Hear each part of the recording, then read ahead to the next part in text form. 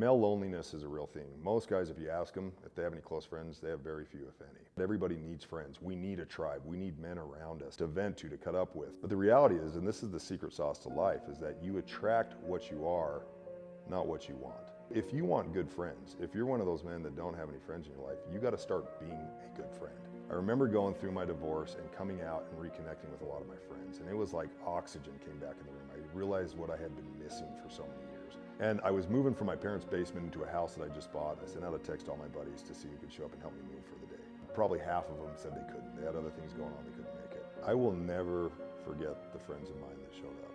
Even though it wasn't a critical point in my life, even though it was literally something I probably could have done on my own, it would have taken a lot longer, just the fact that they showed up and had my back meant everything to me. If you want to have good friends, you have to be a good friend. The reality, the secret sauce to life, is that you attract what you are, not what you want. You can pretend to care, but you can't pretend